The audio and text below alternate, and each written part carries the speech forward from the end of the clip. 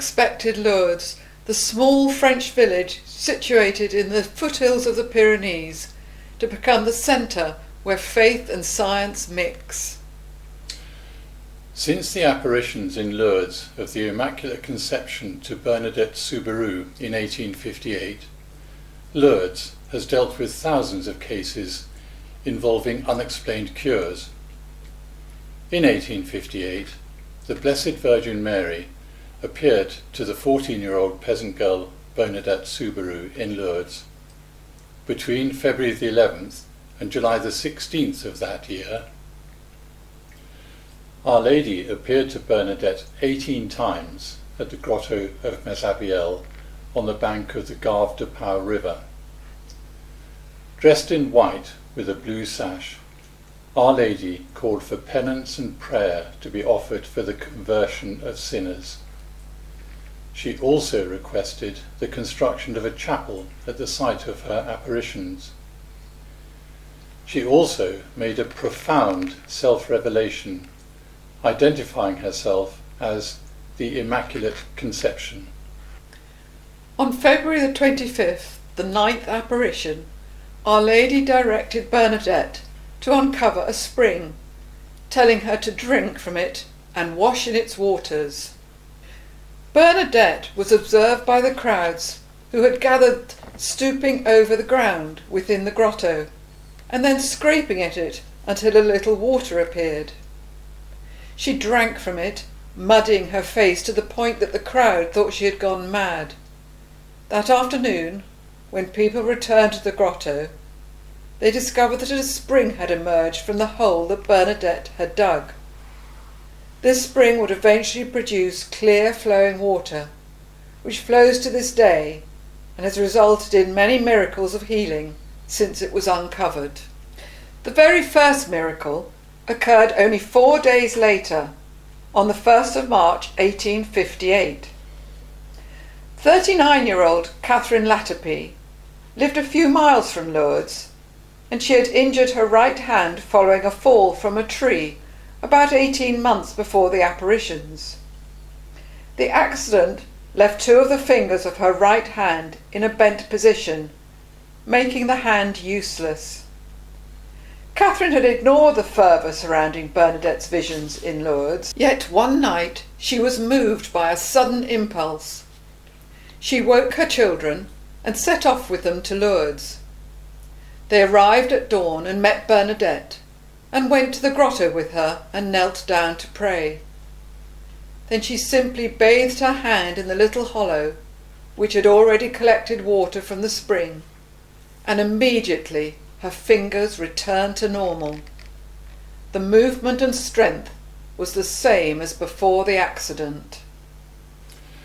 This was the first cure attributed to the spring, and many others would soon follow. The bishop of the local diocese of Tarbes had the responsibility for investigating all these reports. He completed the investigation in January 1862, when a decree was published affirming the reported apparitions of the Blessed Virgin Mary as worthy of belief, based on the reliability and upstanding character of Bernadette, as well as the spiritual fruits and bodily cures received by pilgrims to the grotto. On that same day, the bishop declared that 7 cures among the hundreds examined by doctors were miraculous.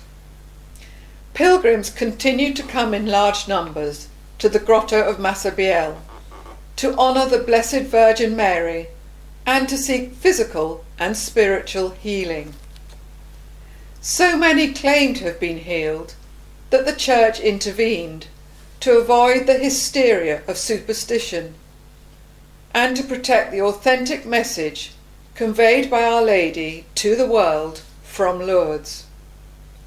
So in 1883, the Lourdes Office of Medical Observations was established to provide more rigorous medical analysis of the alleged cures.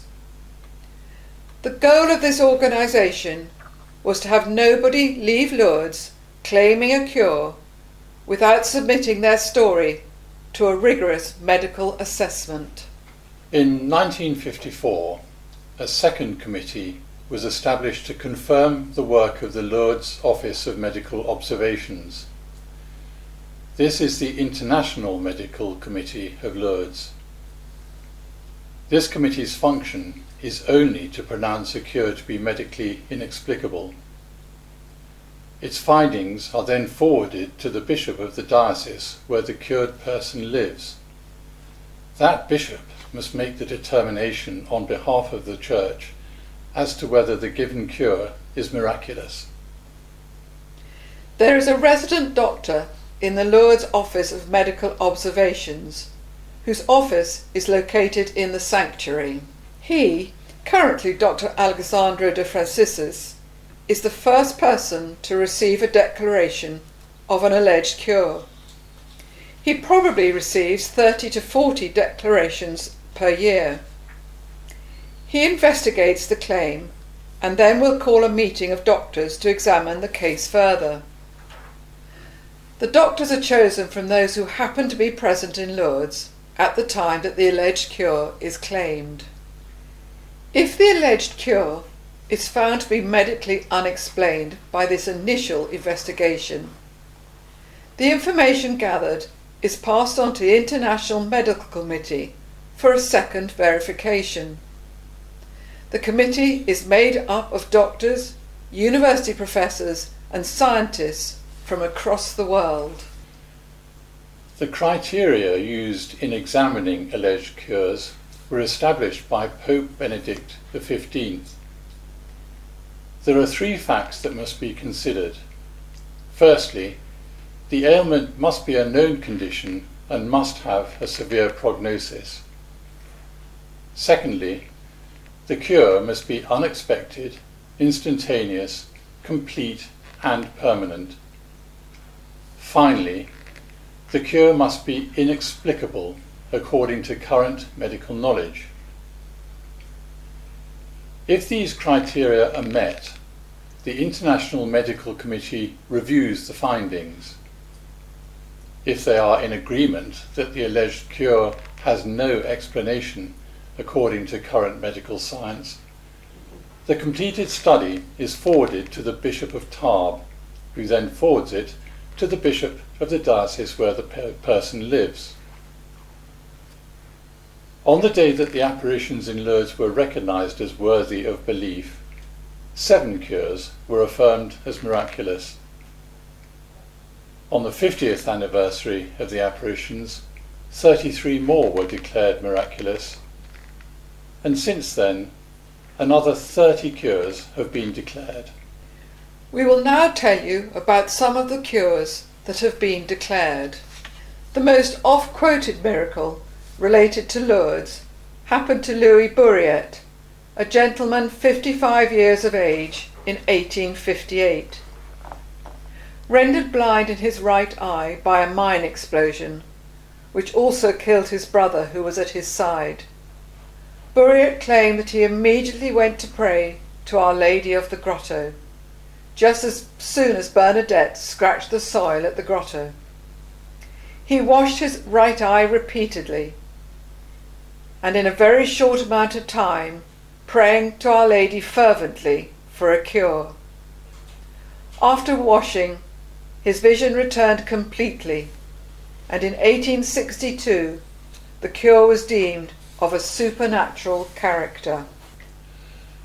Another cure related to restoration of vision is attributed to Blaisette Cazenave, a woman who suffered from chronic conjunctivitis and an infection that left her eyelids scaly and sore.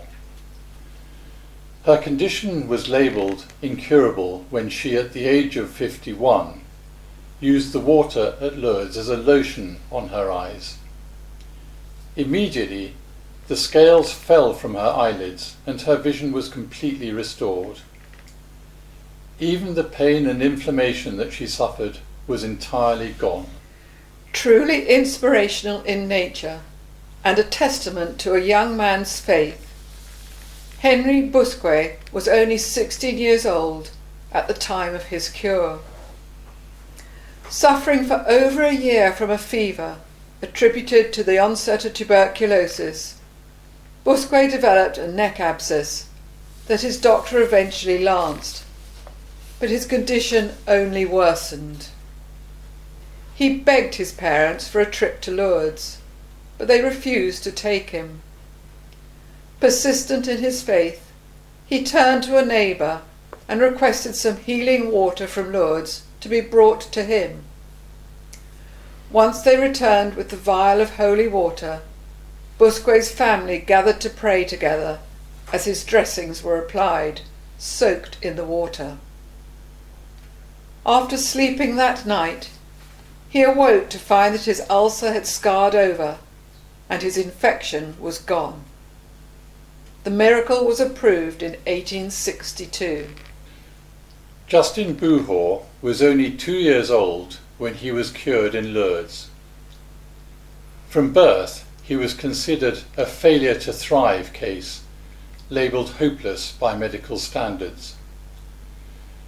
Shortly before his parents brought him to Lourdes, he contracted tuberculosis and was dying from it. Carrying young Justin in her arms, his mother walked to the grotto out of desperation, knowing that she could be turned away, as in 1858 there was a period of time during which the public were banned from visiting the grotto.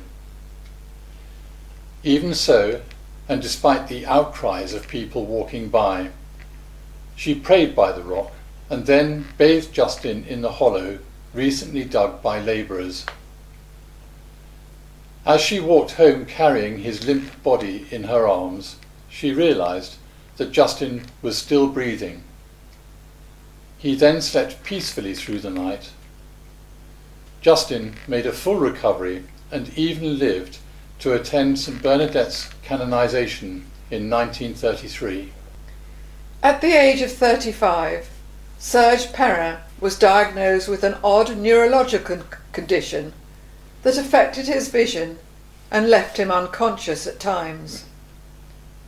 After being admitted to a neurological hospital in 1964, he continued to regress to the point of total blindness and recurrent episodes of blacking out. The prognosis was bleak. As an act of faith, Perrin made a pilgrimage to Lourdes in 1969, but he returned without any progress in healing whatsoever. Discouraged, he continued treatment, but was considered a total invalid by medical standards. After his wife's prompting, he returned to Lourdes in 1970 just to appease her. After he received the anointing of the sick, he immediately felt a physical sensation in his body and was able to see, though not clearly. Over time, he made a miraculous and complete recovery. Shortly thereafter, the Lourdes Medical Bureau declared his healing to be certain, instantaneous, and lasting. Vittorio Micheli was a soldier in the Alpine Corps and spent a lengthy spell in a military hospital with an untreatable and inoperable sarcoma of his left hip. Physicians and surgeons tried every available medical option during 1962, but to no avail. After an entire year in hospital, Micheli's hip was totally destroyed. Even so, he chose to make the pilgrimage to Lourdes with his diocese in 1963. After bathing in the spring, with his leg in a cast from his foot to his hip, nothing notable happened immediately. However, when he was required to return to the military hospital when his pilgrimage ended, X-rays and tests clearly showed improvements in the condition of his hip. Reports of his progress claimed it was a remarkable reconstruction of his hip. In thanksgiving, Micheli returned to Lourdes every year after his visit in 1963. Declared a total invalid at the age of 51, Jean-Pierre Belly made a pilgrimage to the shrine in 1987. Belly was paralysed by multiple sclerosis and had had no treatment that had been effective since 1972. His faith in Our Lady was confirmed by his miraculous healing when he made a pilgrimage to Lourdes. Many who accompanied him believed that he would die before completing the trip. He even received the anointing of the sick when he finally made it to the shrine. Immediately afterwards, he could walk, and he has since made a complete recovery. After visiting the shrine in 1952, Anna Santaniello reported a complete healing of a fatal disease that she had had since childhood, rheumatic heart disease. The illness had claimed the lives of 2 of her siblings, and her prognosis was dire. At the time of her pilgrimage to Lourdes, she was 42 years old. In 1964, the Church declared her recovery as an extraordinary healing, and it was officially added to the Registry of Lourdes Miracles in 2004. Serge Francois made his pilgrimage to Lourdes at the age of 56 in 2002. His left leg was almost completely immobile after 2 operations on his back for a herniated disc that had left him with intractable pressure on nerves to his leg. He washed his face with water from the spring and drank from it too, and his leg began to recover immediately. He was fully recovered in 2003. The Medical Bureau investigated his cure and was declared a miracle in 2011. In 2013, the 69th cure was declared.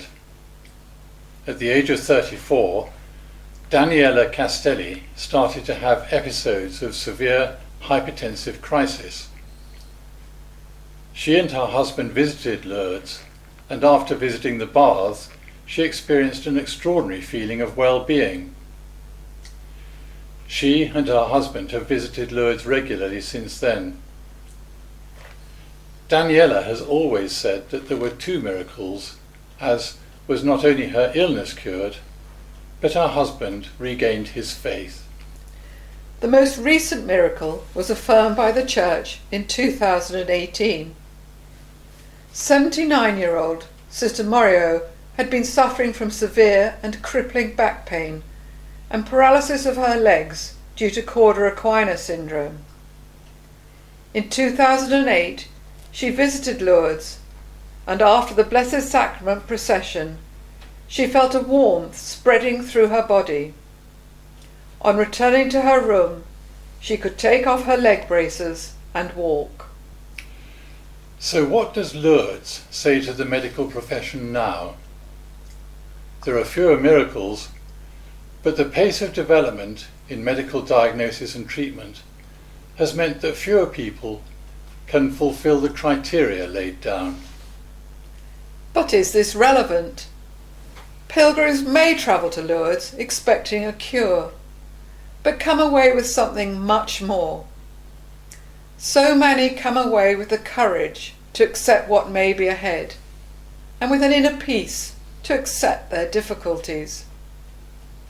The advances in medical science are to be celebrated, but there is another strand to people's health and well-being, that very special gift that is so apparent and freely given in Lourdes. Nowhere else on earth is it possible to encounter so much suffering and sickness, and so much smiling and joy as we find in Lourdes, radiating from the much-loved grotto where the One appeared, the smiling Mother. It is a place of immense joy, which captures thousands of hearts and summons us to return. In Lourdes, there is no conflict between faith and science. There have been just 70 confirmed miracles, but to each one of us who keeps returning to Lourdes, The real miracles are those extraordinary moments that we encounter every day under the smiling presence in the grotto.